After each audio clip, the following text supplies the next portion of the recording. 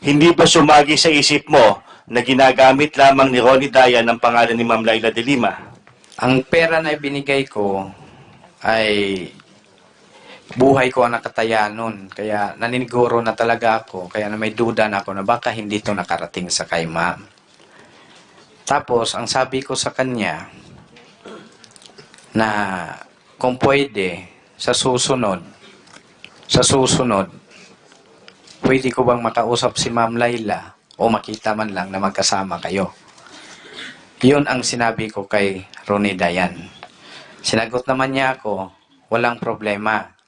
Mag-schedule lang tayo kasi hindi pwede tayo magkita dito sa Manila kasi maraming mga mata. Sabi niya, sa Baguio na lang tayo magkita. Punta ka dito sa Burnham Park. So, tapos niya, wag mong kalimutan dalhin ang pera. So, nung pumunta ako doon, kasama ko siya, siguro mga 4 or 5 meters. So, sabi niya, dito ka lang kasi sabihin ko kay ma'am na ikaw yun.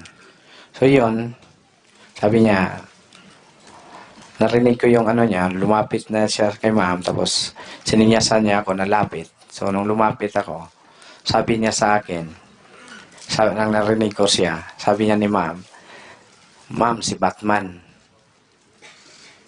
So, yun. Yung mga ulang, tumingin ako kay Ma'am Laila. Nung pagtingin ko kay Ma'am Laila, yung mga ulang siya sa akin. Okay, so bumalik sa akin si Dayan. Pagkatapos nun, bumalik siya sa akin, pero malapitan lang kami doon. Bumalik siya sa akin, sabi niya sa akin, dala mo ba yung pera? Ako, oo, dala ko, sir. Nandun sa sasakyan kasi naiwan doon yung driver. So, sabi niya, tara, puntahan natin. Kinausap ko na yung driver ko na tabihan mo yung yung Fortuner. So, tumabi na siya, tapos nagtawag sa akin si Ronnie. Okay. Sige, dyan lang park. Pag-park, inopen niya yung driver side niya. Inopen ko din yung slide ng Grandia ko. Inabot ko sa kanya yung pera na ang nilagyan ko, paper bag pa rin. Bumalik kami sa pwesto nung may mga bisikletahan ng bata. Kasi nandun, iniwan ko yung pamilya ko. Sabi niya, pwede ka namang magpa-picture kay ma'am. Lapitan mo. Kasi alam naman niya eh. So yun, bumalik kami doon. Tinawag ko yung asawa ko. Ma, halika, pa-picture tayo ni Ma'am Laila.